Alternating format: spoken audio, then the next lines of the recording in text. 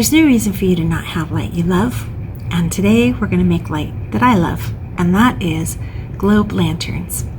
So to get started, I have 3 globes. 2 are, and they're all vintage, so 2 of them are cardboard on the inside, and that's pretty easy to cut with an X-Acto blade. The other one is a little bit newer. It's from the late 80s, I think, and it's plastic because it's a light up globe all on its own. It has an interior light in it already. The interior light broke, God knows when. I mean, I pulled this out of the trash. So gonna take a little bit more effort, I think, a little more imagination on cutting the plastic, because these newer ones are all plastic. The ones you can find like at Hobby Lobby and places like that, they're all plastic. So it's going to be a little bit more challenging to cut, but I'm up for it. I found these on Amazon. I thought my only option was going to be either white or black, and I thought, yeah, black. But I found these, and I am in love. So here is the actual light fixture. They have a on-off switch, and they are plug-in. So these are not hardwired like a chandelier would be. These will plug into a socket, be turned on, and they will, oh God, they're gonna be beautiful. I can't wait. Let's get started. Okay, so now to cut the top, I don't have to have this be very big. It has to be big enough that this piece right here will sit right down into it and sit on this lip. This will go in a hole in the bottom. We'll put a light bulb in it, but that's the size it needs to be. So I'm going to take drafting pencil, and I'm going to place it flush to the top and just mark. Let's see. Yeah, that looks good. Just mark it with pencil on where I want to cut with my X-Acto. So that's what I did. I have a mark. I'm going to take my X-Acto, and I'm going to just, the easiest part is to just pierce right in, like so. And you just want to start to make a cut. Get to where it's just cardboard. And so I take you can use an X-Acto blade or you can use a utility blade, but I go in here and I make a cut, pull it out, make a cut. It's much easier to do this if you're punching through like so, as opposed to try to saw through, because the smooth blade doesn't want to cut that smooth cardboard without some bite to it. Okay, so I'm going to continue on, finish this part. Okay, so I've got the top cut. Here's the piece of cardboard, and that's what it looks like underneath. And here is that metal ring. So you can see that I cut right exactly along the edge. You can really feel that with your knife when you're cutting along. And that is just going to come out. And now we have the hole where our socket is going to fit down in like so. Perfect, right? And also you literally never see that. So even if you get it a little wide or it doesn't look pretty, this is not something to be worried about, because the light's going to go in, this is going to go underneath, the hole's not visible at all. For the bottom, I could put something on here if I wanted to have, let's say I only wanted it to come out to like here, but because this is cardboard, it's not going to illuminate from the inside. So I could go along and poke holes in, say, around the continents or to outline the ocean, and I could do that. But for right now, that isn't, I don't know, I don't think I want that. I don't think I'm gonna like that once it's hanging and it's illuminated, to just see all these pinprick holes. I don't think so. So instead, what I'm going to do is I'm going to use the transcribed line that goes right along here that says Antarctic Circle. I'm going to use that as my guideline, and I'm going to cut out a wide enough circle so that when this is illuminated, light actually emits from the bottom and the light is directed downward. Okay, so again, we just take our blade and we go in on the line and we cut like so. So we're going to just cut, I'm going to insert, move the blade through, take it out. You can do a little bit of sawing on this part, but it's going to make an ugly edge. The cleaner your line, you're just going to take an emery board and clean it up, but the cleaner the line to start with, the better it's going to look when it's illuminated. Okay, I'm going to cut this.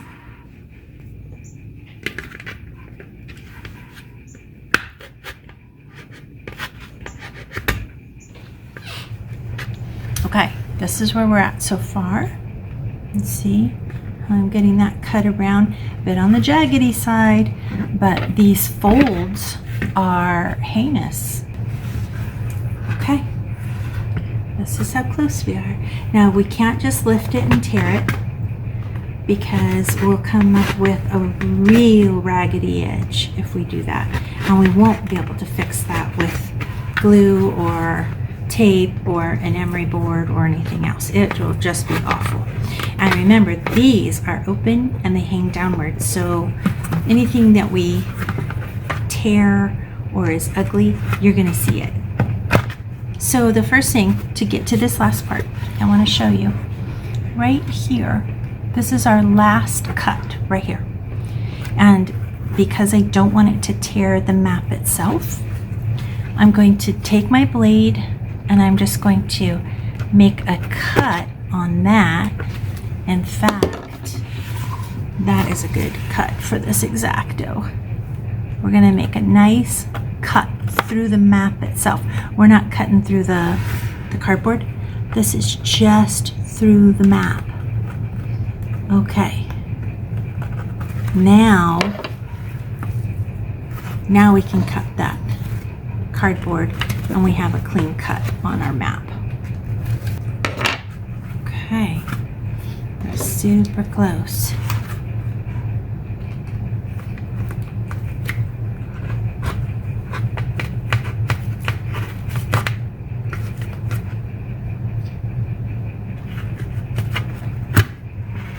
Yes, Antarctica, my friends. Now, as you can see, that is not pretty. This was a really tough globe to cut through. Got a little bit of paper here that I can just kind of clean up with the knife, but I need to clean up and rasp the edge here with emery. Let's get down to that. Okay, so now I've taken my X-Acto blade. I'm going to try to get it up close so you can see it. So anywhere where there was a large piece of paper, I was able to take my blade and gently kind of scrape and remove it. And so now what's left is this kind of raggedy little edge right here. So you take your emery board. This is not a super fine grit, but it's not like what you would use on acrylic nails or something that's a little finer. And you just kind of go along and you just rasp it down. You don't want to pull it back and forth like this, because you're going to lift up the paper. You're going to lift the map itself and create kind of a, well, actually, you'll just tear it. So here we go. That looks okay. Does it look absolutely perfect and fantastic? No, it does not. But now, so you can see right in here inside the lip, you can see where that cardboard got really tough. So now that part, I'm going to get back and forth because I really want that to be worn off and be as smooth as I can get it.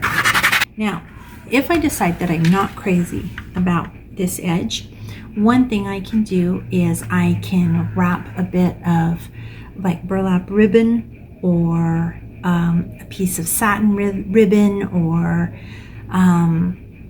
even a piece of carefully cut paper. I can put that around the edge and I can actually create a border on this edge. Probably, given that this is a vintage globe and it's the sepia tone, I would probably use something like a piece of jute on it because I think that would be the most attractive finish. I'm going to take this end. This is our, see the little thing right there? We're going to just put that inside. We're going to take our ring. I'm going to go in this way. Okay. An LED bulb. The light's much more beautiful. And since I'm kind of a light freak, I'm going to go for something that's beautiful and warm and clear. Okay.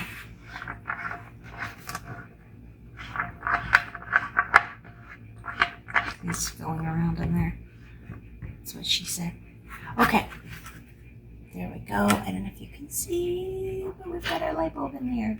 Okay.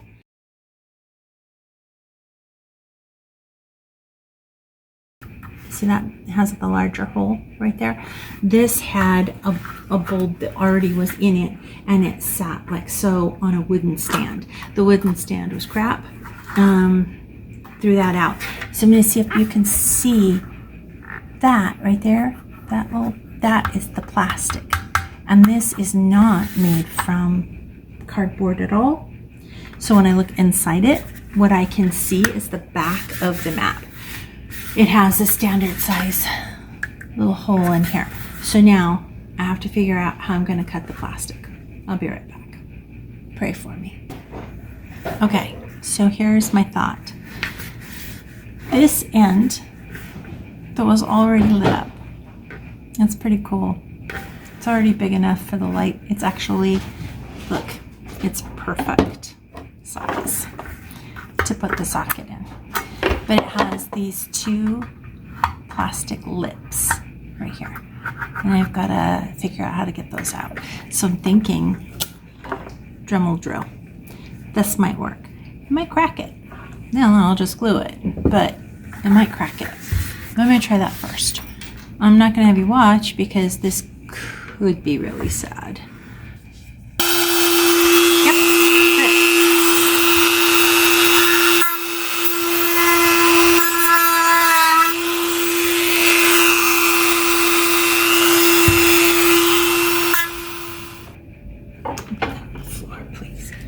Okay. I know what you're thinking. Mel, readers are not OSHA approved eye protection. Ha! OSHA. I'm gonna wear Crocs while I get this. Okay, so I need to take a couple more bites off the side, right. I don't know if you can see that, but right there and right there. And then that is going to fit perfectly. Now, two things. One, you're going to notice the globe is upside down, which I kind of dig. It's a different perspective on life. And two, I still have to figure out how to cut an end large enough. I don't want it to be as big as the other ones because this globe is actually going to be illuminated. So I've got a couple of choices that I can make, but I do have to have it cut out big enough to get my hand in there to do our ringy dingy. So I'll figure it out. All right, back to grinding. Okay, so this is where I've started. I've taken my X-Acto blade and I'm lifting off this bit here of map. Because if I can possibly glue this back in, possibly, I will. Because I'd really like to have the whole thing be illuminated instead of the end cut out. but I have to cut this out so that I can get hand in there to put the little light. So we've got our place cut here for the lamp. Now we're going to try to cut out a piece about this big. If I can't get my hand in there, I'm going to have to cut bigger. Yeah, it is what it is. Okay, so this is where I'm at. Dremel. Okay. I've got some cleanup to do, and that might not quite be big enough, but we're on the right track. This is working. Okay. This you can see, that's pretty good. Now I have to take the Dremel and put a buffer head on it. I'm going to take my blade and see if I can't trim off this plastic that's kind of melted. You know, will this fit in there? Yes. Will my hand fit in there? No. But Laura's might. So we're going to find out. If not, we'll make it just a little bit wider. You see how I've left, I don't know if you can see that, but I'm trying.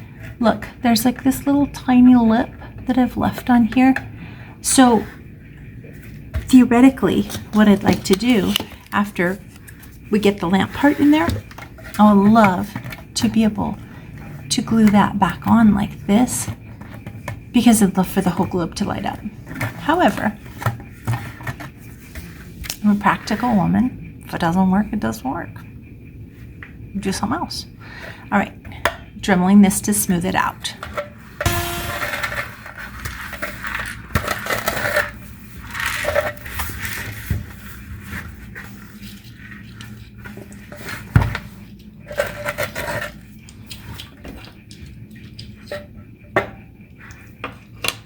All right, let's see if your hand fits in there. Okay, so I'm using the Dremel. This is a little guy with the sandpaper on it. And I'm just going in one direction instead of like back and forth. All right, let's see if it works. See if your hand will fit there. Oh, Houston. Okay, so we're gonna put this light together. Oh, no. She might be part of the installation. Okay. If I can get this in at the same time. Nope. Just gotta get it first. Yeah. Okay. Light in.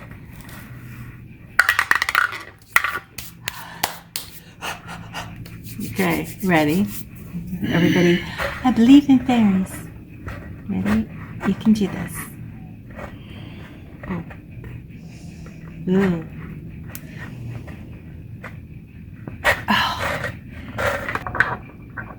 Yay! That's it. I hate to tell you this, but you're going to have to go back in with the light bulb. Oh, wait, stop. Laura, stop. I will put the light bulb in right now. Look at me. Look at me thinking. Hey, huh? Especially since it's not my little monkey paw crammed. Oh, will this go over the light bulb? It should. Yeah, it should.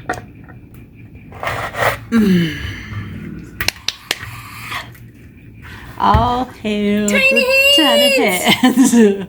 Okay, so now, let's see where we're at. Okay, I think we're about ready to hang this dude up. Okay, so we have a light fixture. And now I'm going to take my little piece that I saved and I'm just going to glue it onto this tiny little ledge. You can get that at any craft store or hardware store or online. Okay, now we just put this back like so.